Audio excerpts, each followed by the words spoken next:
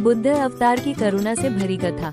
बहुत समय पहले जब पृथ्वी पर लोग धर्म के नाम पर अधर्म करने लगे थे, तब भगवान विष्णु ने एक अद्भुत रूप में अवतार लिया, जो शस्त्र से नहीं बल्कि शांति और करुणा से युद्ध लड़ने आया। राजा शुद्धोधन के घर एक दिव्य पुत्र का जन्म हुआ, जिसका नाम रखा गया सिद्धार्थ। जन्म के समय ही यह ज्ञात हो गया था कि यह बालक कोई साधारण आत्मा नहीं, बल्कि एक महान आत्मा है, जिसे संसार के दुखों को मिटाने के लिए भेजा गया है। राजा ने सिद्धार्थ को राजमहल में ही हर सुख सुविधा में पाला। उन्होंने ये सुनिश्चित किया कि सिद्धार्थ कभी दुख, बीमारी, बुढ़ापा या मृत्यु जैसे जीवन के कठोर सत्य को न देखे। लेकिन सत्य को कब तक रोका जा सकता है? एक दिन युवा सिद्धार्थ महल से बाहर निकले।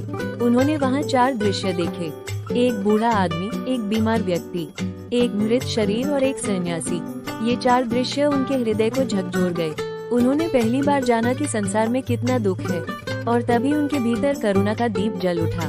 उन्होंने सब कुछ त्याग दिया, राजमहल, परिवार, सुख सुविधाएं, और निकल पड़े सत्य की खोज में। कई वर्षों की तपस्या, ध्यान और साधना के बाद एक दिन सिद्धार्थ बोधि वृक्ष के नीचे बैठे। वहाँ उन्हें बोधि ज्ञान की प्राप्ति हुई।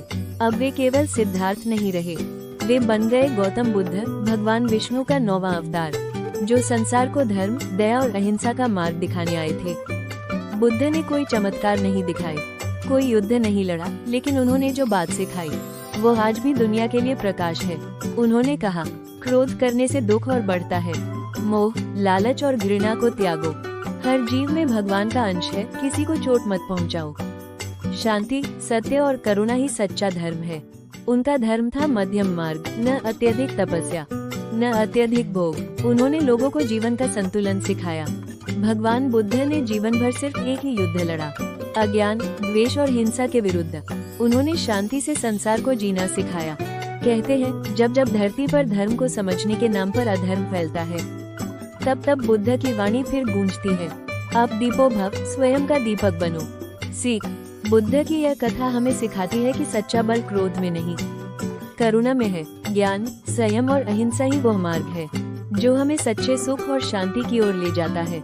अगर हम अपने अंदर दया, सहनशीलता और समझदारी को स्थान दें, तो हम भी जीवन में बुद्ध बन सकते हैं।